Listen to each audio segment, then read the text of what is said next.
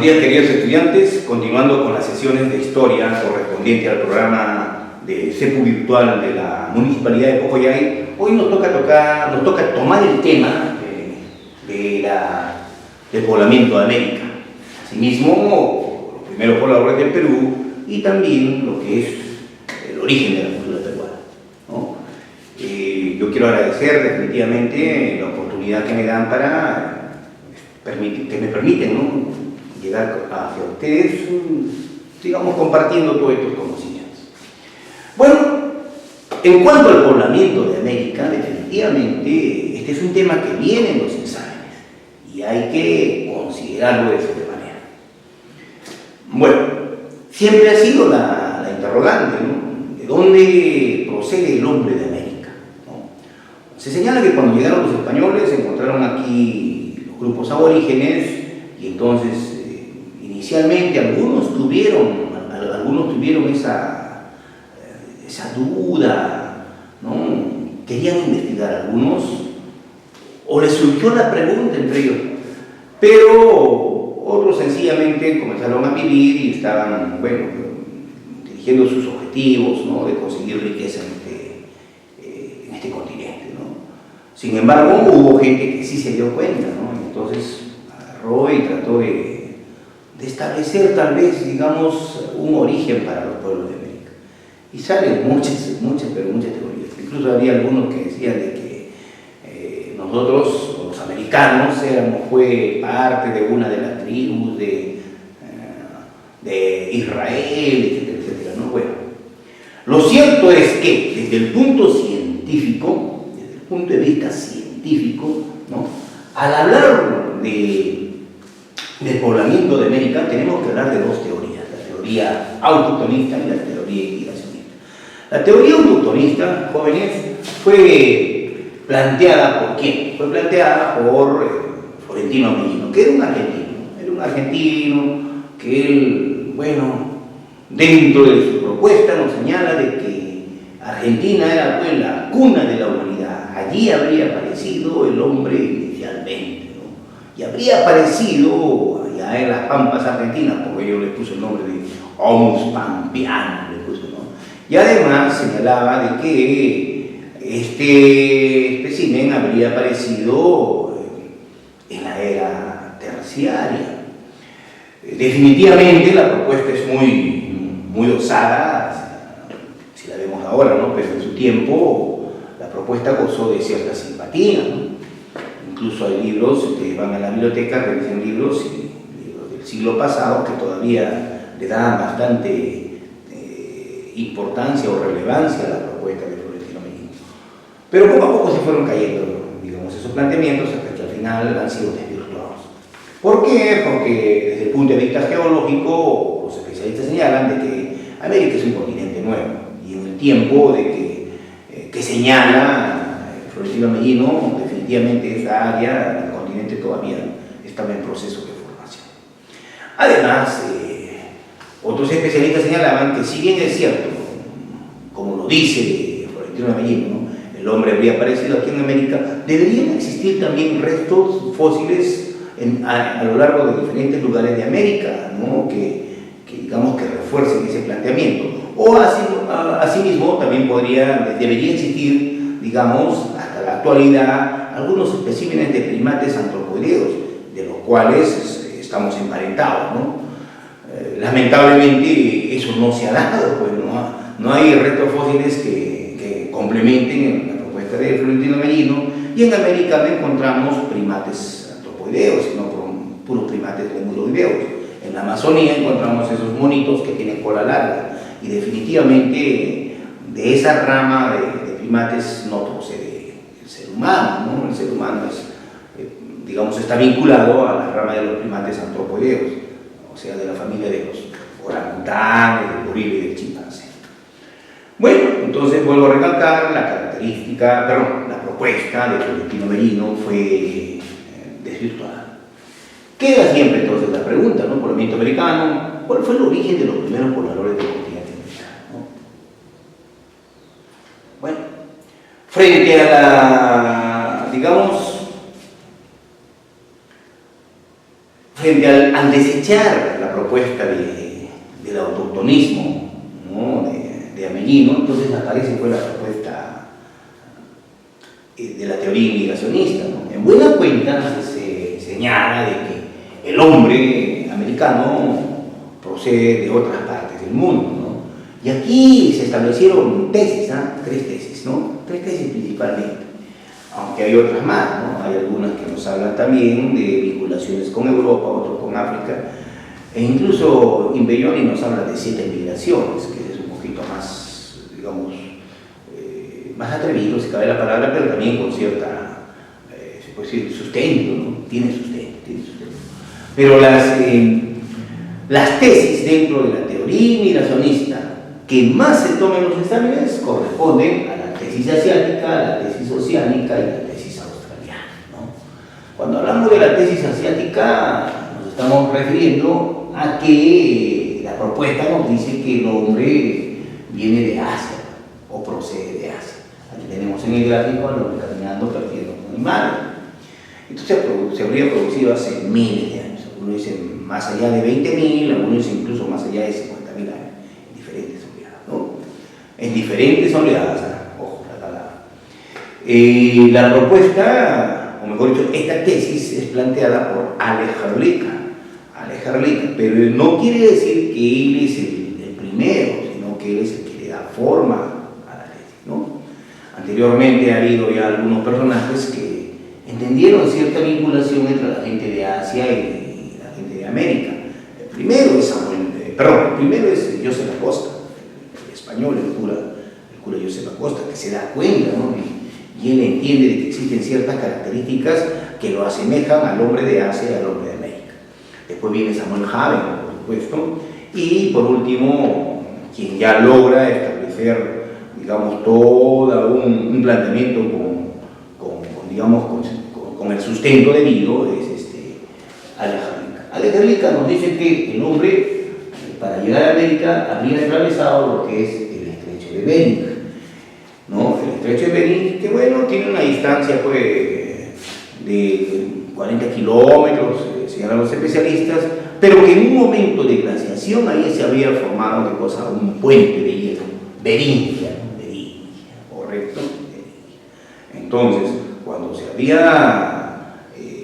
dado la glaciación de Wisconsin, entonces el nivel de agua había bajado, se formó el puente de hielo y eso permitió de que el hombre pasase de Asia hacia América.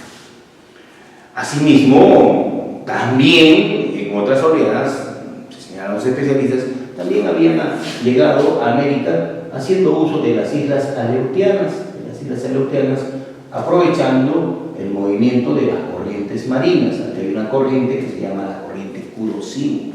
Entonces, definitivamente, el hombre de Asia a América ha llegado en diferentes oleadas, ¿no? Aprovechando, vuelvo a repetir, la glaciación de Wisconsin que generó el puente de Beringia, aprovechando también las islas Aleutianas, que a su vez le permitía el movimiento de las aguas o la corriente Kuroshio o corriente negra, ¿no?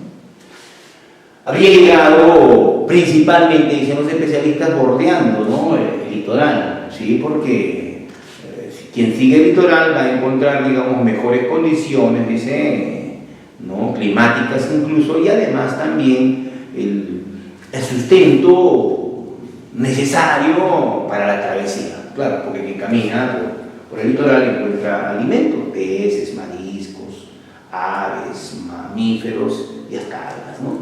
Entonces eso se había producido. Desde el punto de vista, su fundamento geográfico fue acertado, ¿no? Además también señaló un fundamento antropológico y ahí tuvo tal vez mucho más éxito, que a su vez reforzó su propuesta, ¿no?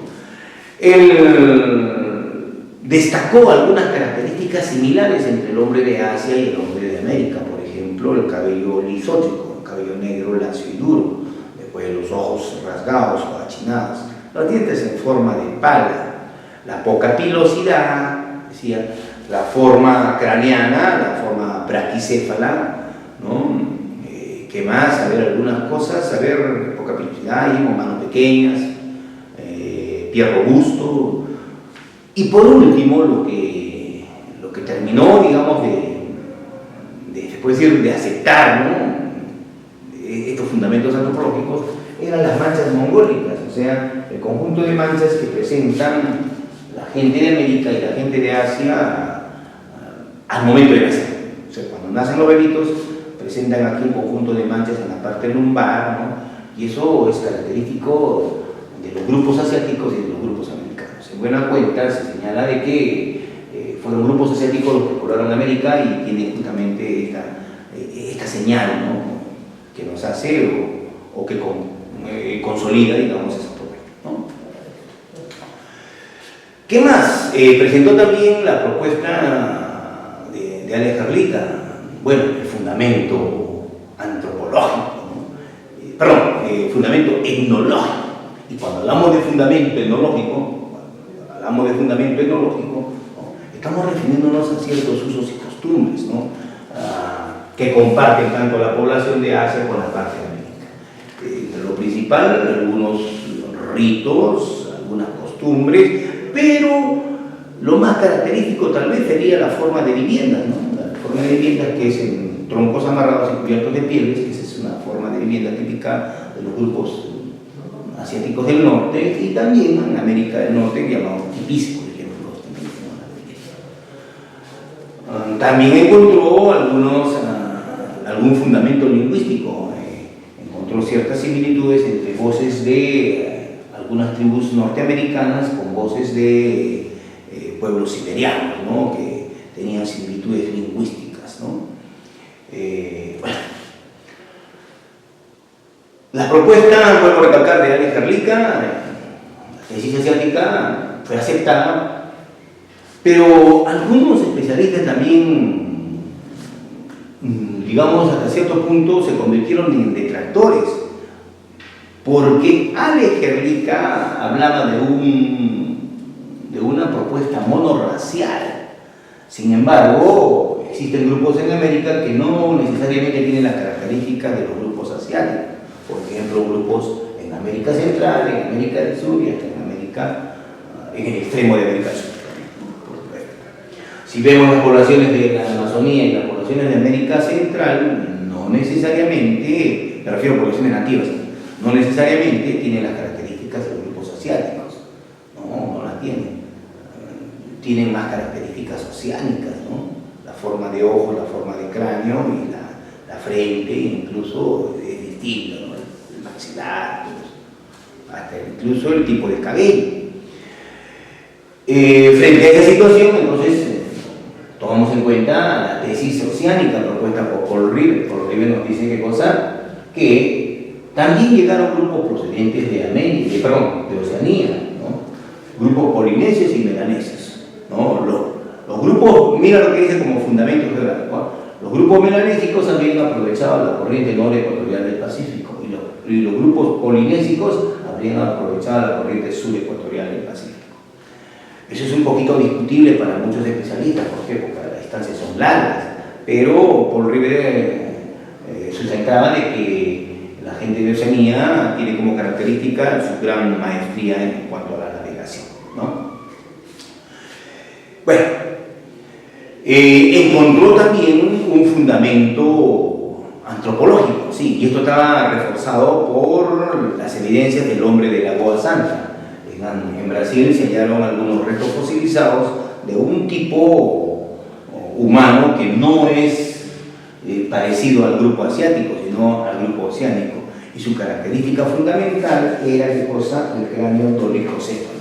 No era un cráneo braquicéfalo como el asiático. En buena cuenta, no era una cara ancha, sino más delgada y con bóveda aguda, ¿no?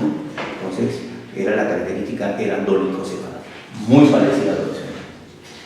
La pigmentación de la piel también, por supuesto, ¿no?, en algunos grupos de América Central que tenían una pigmentación parecida a los melanésicos.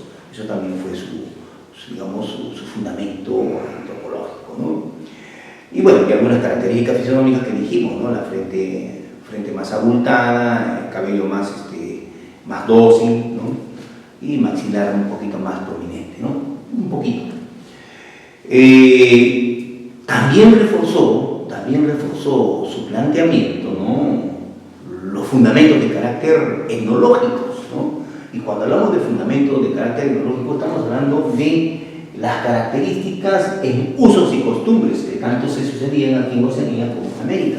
Por ejemplo, el uso de la cerbatana, ¿no? Que es una especie de tubito en el cual tú disparas un dardo, ¿no? Eso se usa tanto aquí como aquí.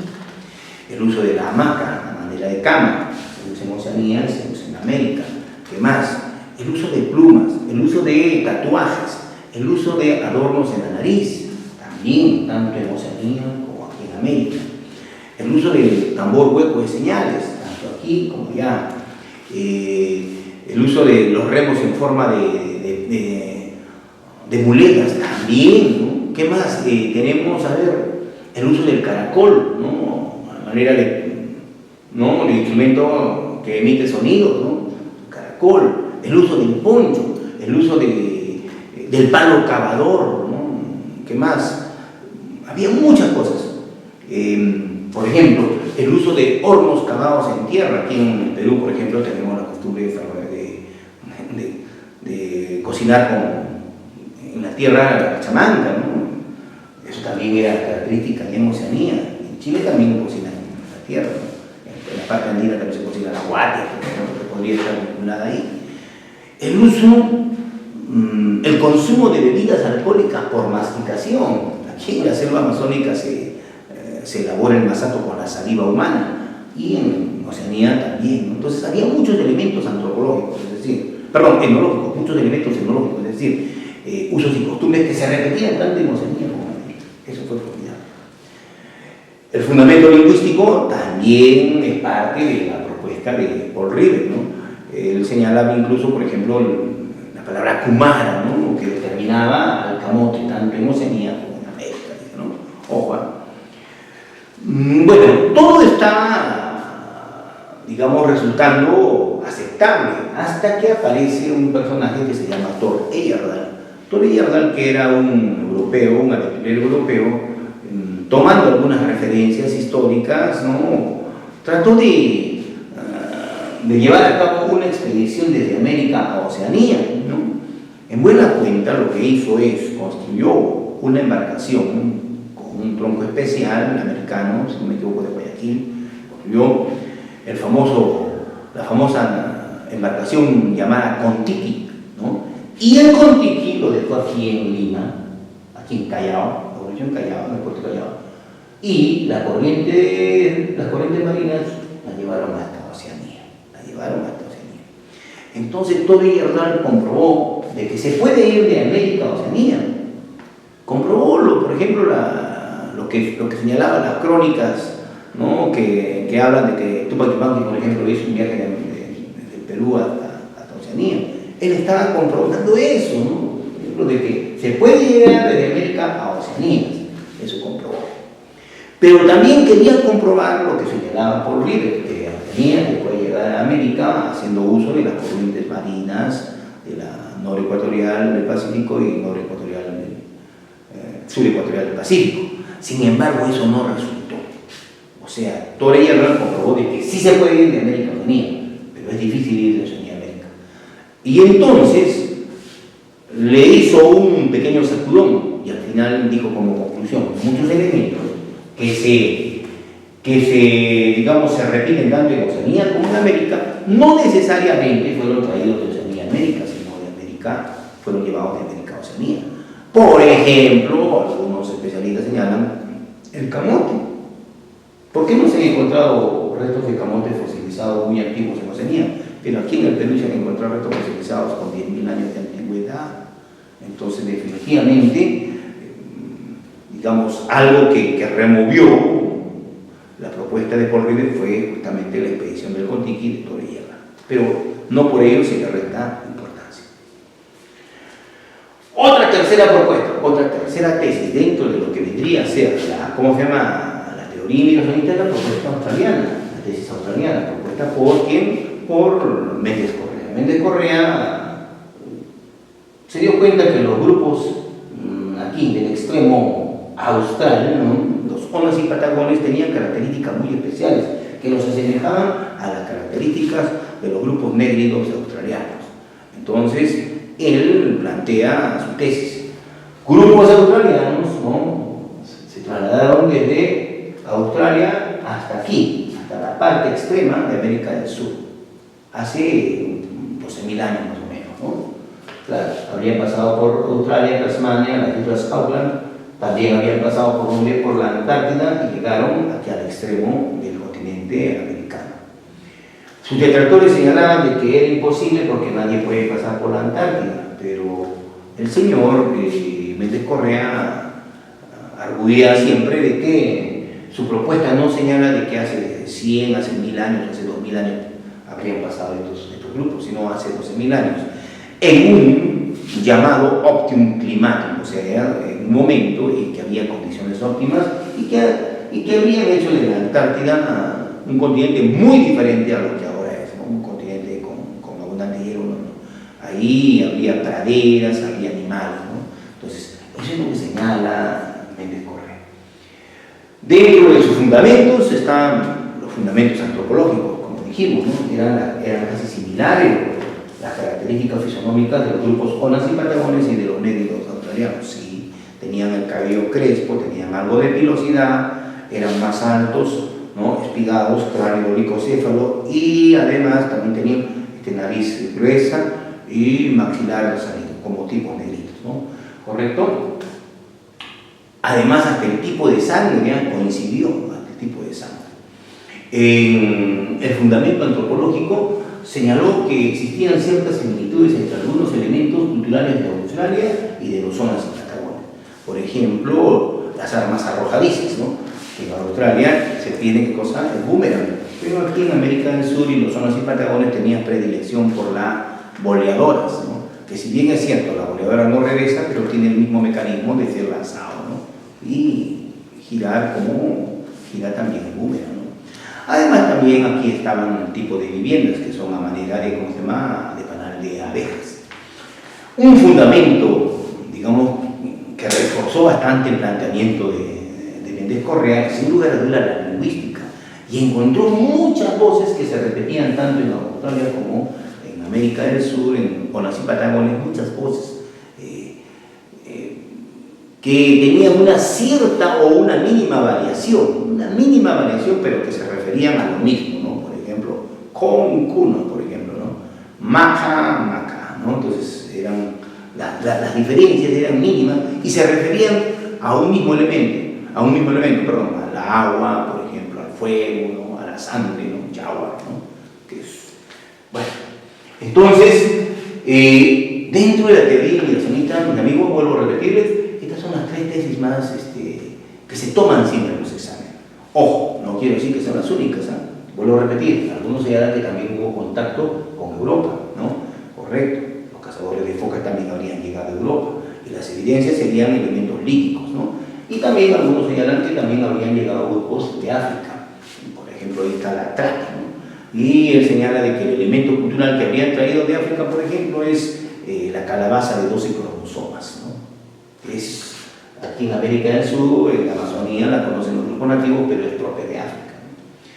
Como les decía, Inbeyoni nos habla de 7 migraciones. Él dice, ¿no?, que si bien es cierto, en América no encontramos una población autóctona, lo cierto es que han venido de diferentes lugares, desde 7 lugares.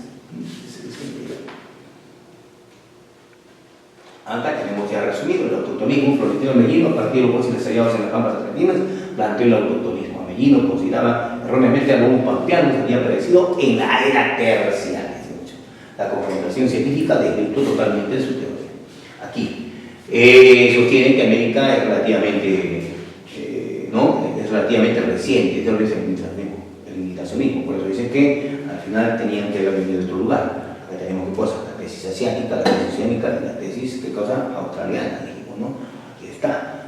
Alejandro Lica, Paul Rivet y Méndez Correa, lo que hemos explicado hace un momentito. Los fundamentos de la tesis asiática, ya dijimos, el techo de Bering, la ley de Wisconsin, la corriente curosívolas y las anarquianas, ¿no? Antropológicos, los ojos rasgados, los salientes, eso también lo hemos explicado. Algo importante habría que señalar es que la propuesta de Alejandro Lica también está complementada por los trabajos de Canon Fladman. Y Fladman nos dice que justamente había venido avanzando apegados al litoral, ¿no? Claro, hemos dicho bien claro, si Si se avanza por el litoral, siempre vas a encontrar recursos de subsistencia, ¿no? Acá tenemos los fundamentos de la tesis oceánica, ¿no? Y bueno, ahí está todo lo que se ha explicado, ¿no? Acá también los elementos etnológicos, uso de la macana, de la histórica, la onda, los puentes colgantes, los remos en forma de muleta, las canoas, las trompetas de caracol, la hamaca, ahí está el proyecto, está el material también, ¿no?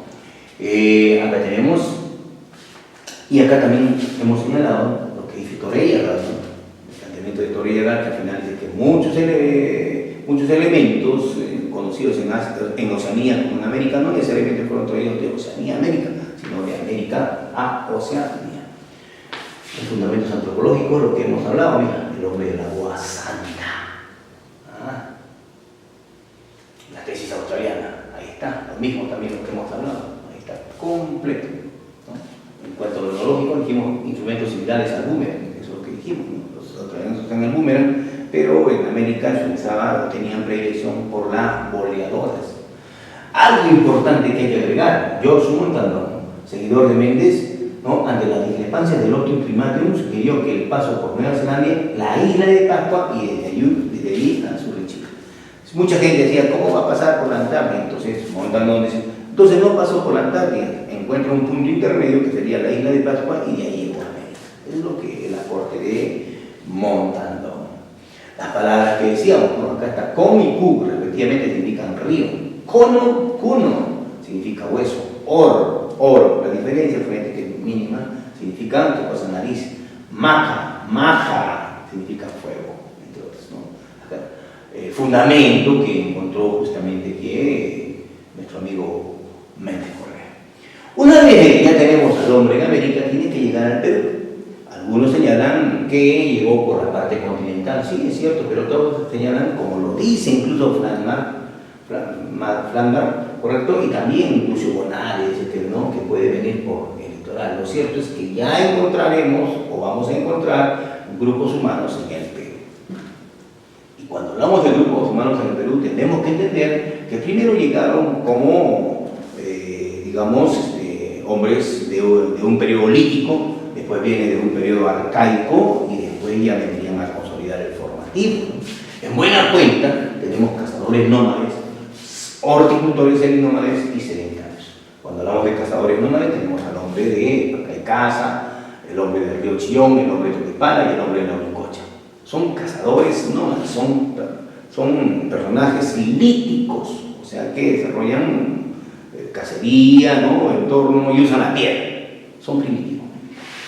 Estos son horticultores seminómades. Estos ya están, digamos, en el proceso de domesticación de animales, por ejemplo, y de cambios sustanciales en la vida. Por ejemplo, acá tenemos el hombre de guitarreros. El hombre de guitarreros es el primer horticultor. El hombre de Juan Santo Domingo es pescador y también es músico. Este es el hombre chica que ya es aldeas. Y en los sedentarios, el hombre de Lurín, el hombre de Huacapiedra, el hombre de Cotoche, que son los clásicos. El hombre de Lurín ya hace viviendas, ha dejado paredes. El hombre de Boca Prieta ha dejado muestras textiles y el hombre de Cotoche nos ha dejado muestras, ¿no? De espacios religiosos como las famosas manos cruzadas, o el templo de las manos cruzadas. Acá están cazadores nómadas. El hombre de Pacaicaza se supone que son los vestigios más antiguos descubiertos por Richard Magnet. Vestigios, no estamos diciendo que hemos encontrado fósiles, vestigios. Es un cazador de animales. El hombre del río Chillón, o el hombre del Chillón, vestigios, solamente vestigios, elementos que ha dejado bastante piedra chancada, ¿no? Eso es qué cosa, resto trinitarianítico, un basural lítico, o sea, hacía sus puntas de lanza y las pedacitos de piedra que le quedaban, los dejaba ahí. El hombre de Toquepala, ¿qué nos ha dejado? Descubierto por Miomir Bunjovic en Tana, ¿no? ¿Qué nos ha dejado el hombre de Toquepala? El hombre de Toquepala nos ha dejado las pinturas rupestres, el chaco de la cacería, ¿no? Es lo mejor en pintura rupestre. Y el hombre de la Uricocha, aquí sí encontramos, ¿qué cosa? Restos fósiles humanos. Los restos humanos más antiguos en el Perú corresponden al hombre de la Uricocha. Los horticultores seminómades, ¿no? Aquí ya estamos los que van a estar orientándose hacia la agricultura. Dijimos, primero está el hombre guitarrero, que fue descubierto por Thomas Lynch. Acá tenemos el primer horticultor. Acá encontramos los pañales y los frijoles, ¿no? El frijol más antiguo está aquí, El hombre ya estaba ya tratando de cultivarlo, ¿no? A partir de la horticultura, es decir, a partir de pequeños jardincitos o huertos. El hombre de la Pampa de Santo Domingo también es un seminómade, ¿no? Fue descubierto por quién, por Federico Engel, en donde en Ica, correcto. Es horticultor, pescador a red, mira, a red, ya no usa arpón, ¿no? A red, y además es el primer músico, se ha encontrado una pequeña notita de hueso, ¿no? El nombre de Chilca también es seminómade. Vive en aldeas, mira, descubierto por Federico Engel, restos de una aldea seminómade, ya hizo un espacio redondo, unos palitos, entonces ya está en un proceso de sedentarización. A lo mejor tiene una recolección selectiva, vivía cerca de un río y recogía, por ejemplo, las cucurbitáceas, sus zapallos, ¿no? Podría ser. Vamos.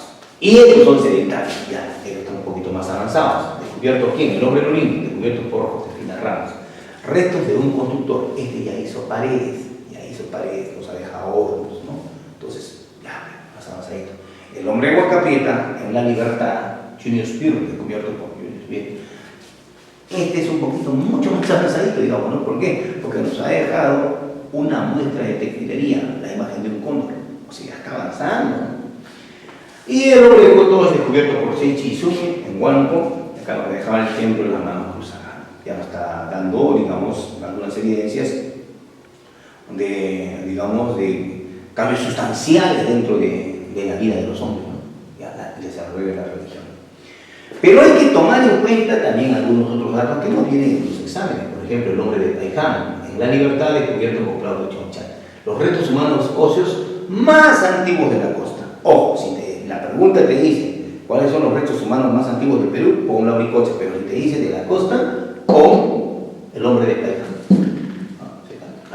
El hombre de Paiján. El hombre de Telalmachay.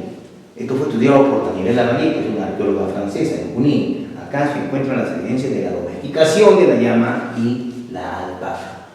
El hombre de Ushcumachay. Acá están también las evidencias de la domesticación del Canis familiaris, o sea, del perro. ¿Quién? Daniel Lavallée también. Los restos de Nanchoc, en Cajamarca, por Tim Dillery, ¿no? Acá está qué cosa, tenemos qué cosa, también restos de un horticultor muy antiguo, ¿no? Entonces es Nanchoc. Pero acá también tenemos a Caral, estudiado por Rushani, esto que ven en Lima, y estas son las evidencias de la ciudad más antigua en el Perú. Eso hay que tener en cuenta, bien en los exámenes. Acá tenemos todo el resumen, ¿no? Que también está en el material que ustedes tienen.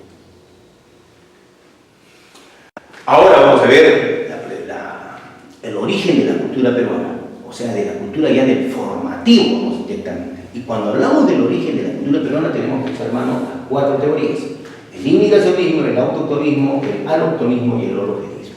Ojo, ahí está video de esto, pueden seguirlos.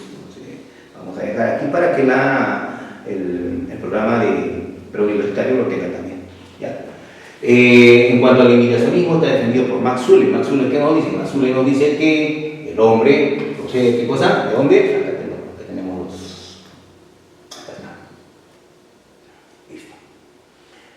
Que la cultura peruana procede de Mesoamérica, de México directamente, ¿no? De la cultura maya y azteca, principalmente de la maya, ¿no? Habrían venido en grupos que fundaron las primeras culturas en el Perú, en la costa, la proto-chimú y la proto-nazca, ¿no? ¿Correcto? Eso es lo que dice el indicacionismo. El autoctonismo nos habla de qué cosa, de que los fundadores de la cultura peruana son procedentes de la Amazonía, de aquí mismo, ¿no? Y habrían desarrollado la primera cultura más antigua, Chalín. Esto es propuesta de quién, de Tello. Y esta es la propuesta de Méndez Correa, de Federico Kaufmann, que nos dice que la cultura mexicana y peruana tienen un mismo punto de partida en la cultura valdivia, en las costas de Ecuador. Cuando hablamos de Max Zulle, estamos hablando de que hay una dependencia de México. Tenemos aquí un ceramio peruano y un ceramio mexicano. Max Zulle decía que esas formas de diseños y tocados nos puede evidenciar de que vinieron de México y siguieron aquí con la costumbre de hacer ese tipo de cerámica, ¿no? Entonces hay una dependencia inmediata, decía, ¿no? Asimismo, en la forma de construcción, decía Max Zulle, es una pirámide escalonada yunca correspondiente a la cultura maya. Y aquí en el Perú esa costumbre estaría aquí evidenciada en lo que son las huacas, dice, ¿no? Maxul, es decir, gente de México había llegado hace mucho tiempo y aquí en el Perú habrían continuado con la tradición de hacer pirámides, pero ya no les llamaron así como estos templos, ¿no? Sino son las huacas de la cultura mochica, por ejemplo, ¿no? Bueno, ¿qué más nos dice Maxul? Maxul nos dice que el maíz es mexicano y había sido traído por los mesoamericanos, ¿no? ¿Qué más nos dice? Nos dice que también existen similitudes lingüísticas, es decir, la lengua muchique del norte peruano es similar a la lengua mexicana, es decir, hace muchos años, hace cientos o miles de años, habrían llegado gente de México trayendo su lengua, y eso había estado evidenciado en lo que es la lengua muchique. Y también se amparó, si no me equivoco, en lo que es las leyendas, ¿no? La mitología, ¿no? Y cuando hablamos de este campo, nos referimos directamente a la leyenda de Nainglam. La leyenda de Nainglam nos dice que hace muchos años, más miles de años atrás, ¿no? Tiempo previo a los mochicas, ¿no? Habría aparecido, ¿cómo se refiere? Un príncipe en el mar, ¿no? Un tal Nainglam, que vino con su séquito, ¿no? Y había desembarcado en las orillas del río Faquisyanga y había traído un ídolo verde, ese es el Yampeñá, ¿no? Y ese Yampeñá lo había llevado a una huaca, la huaca Chotuna, ¿no? Lo que nos está diciendo la leyenda es que alguien llegó de otro lugar, ¿es cierto? ¿No? Entonces, para Maxule y sus seguidores, la leyenda de Nainglam refiere directamente que la cultura habría venido de otro lugar. Eso es lo que dice. Frente a la propuesta de Maxule, inmigracionismo, viene el autoctonismo de Tello, y Tello decía claramente de que la cultura peruana es propia del Perú, partiendo justamente de la Amazonía, los grupos arawaks que avanzaron hacia la ceja de selva, después a la zona andina y crearon la cultura matriz, la cultura chavín. La cultura chavín es la consolidación del formatismo, ¿no? Correcto. Uno de los elementos primordiales para hacer entender, que te digo, la propuesta de Tello es esto. Este es el obelisco Tello. Y el obelisco Tello tiene la representación de un caimán. Lo que nos señala Tello es lo siguiente: ¿por qué una cultura o un pueblo andino tendría que representar a un caimán si el caimán no vive en la sierra? Entonces lo que él señala es que, atendiendo a razones etnológicas, la gente siempre trae recuerdos de su lugar de origen, ¿correcto? Entonces, estos fundadores de Chavín, de la cultura matriz, la forma más antigua del Perú, según Tello, ¿no?, procedían de la Amazonía, y de la Amazonía habían venido, pero no olvidaban su lugar de origen y recordaban que ahí había un animal que era poderoso. Ese animal poderoso es el caimán. Por eso, en recuerdo de sus orígenes, ¿no?, lo que hacen es esculpir al caimán. Y eso es una razón valedera, porque los pueblos rara vez olvidan sus orígenes. Por eso es que a veces en ciertas ciudades se asume, digamos, ciertas costumbres que son procedentes de otro lugar. Eso quiere decir, o nos quiere explicar de que hay un fuerte grupo de inmigrantes procedentes del lugar. Eso es lo que nos está diciendo, ¿no? Por ejemplo, aquí en Tacna ya está institucionalizada, por ejemplo, la festividad de la Virgen de Copacabana, pero es de la parte andina. Entonces, si es que ya se ha establecido aquí la fiesta de Copacabana, quiere decir que hay mucha gente procedente de ese ámbito y que continúa la tradición. Razones etnológicas. Eso es lo que más o menos explica Tello, ¿no? En cuanto al planteamiento de Uble, que decía que el maíz había sido traído de México, Tello decía que aquí en el Perú nosotros encontramos la gran difusión de especies vegetales,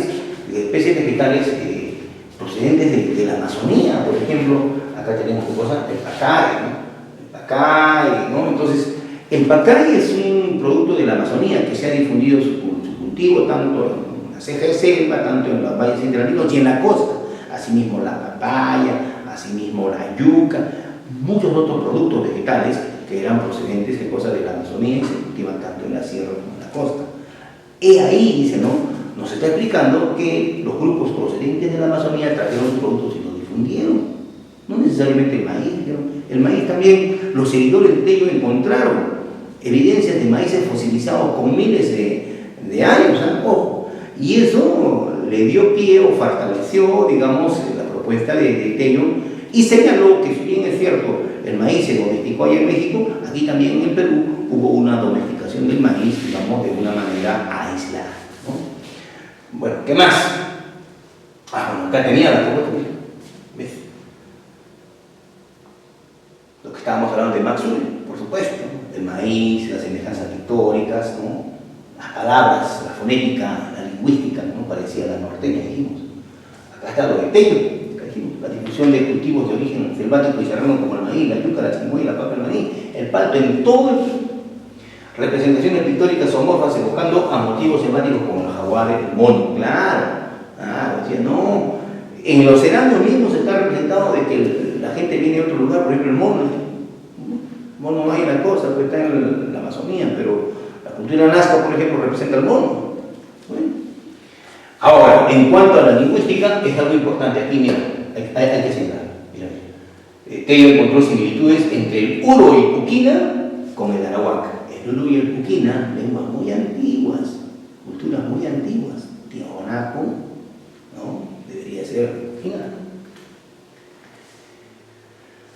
Federico Kauffmann plantea la teoría allochtonística, ¿no? Cuando se descubren algunas evidencias de la cultura valdivia en las costas de Ecuador, se ven que existen ahí algunas características de una cerámica, hasta incluso de las construcciones, que se van a repetir tanto en México como en el Perú.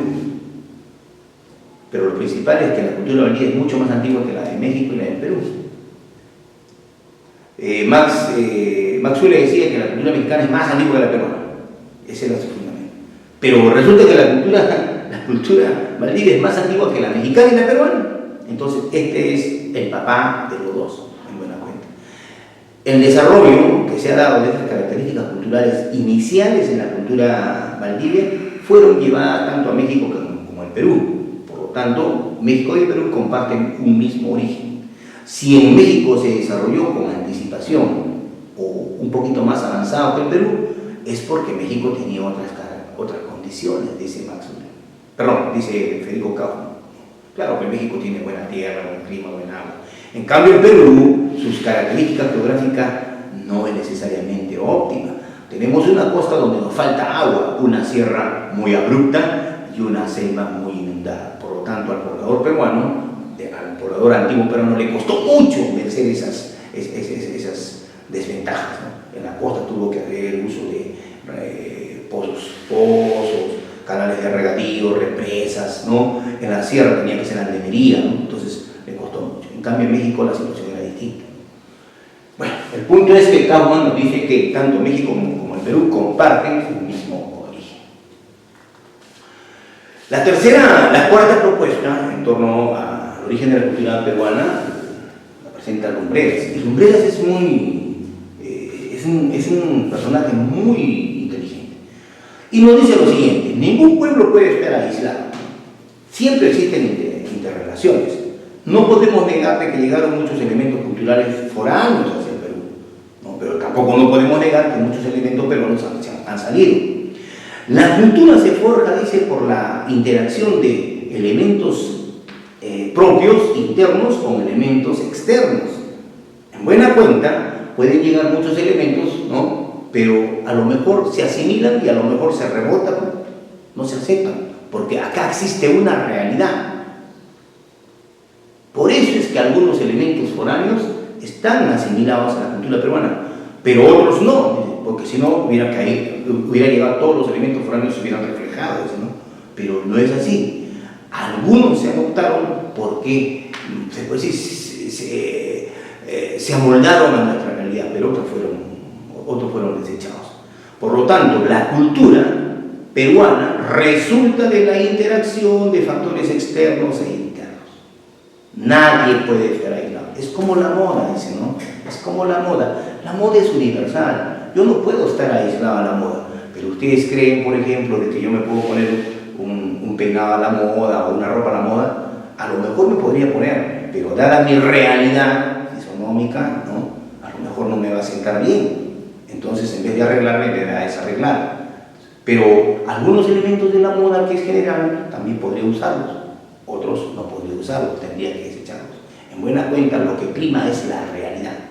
Igual, en un pueblo tiene una realidad, se desarrolla una cultura de acuerdo a esa realidad. Eso no impide que lleguen otros elementos culturales, pero eso tampoco significa que todos esos elementos se van a asimilar. Algunos se asimilan, otros se devuelven. Eso es lo que nos dice ¿quién? Guillermo Lumbreras.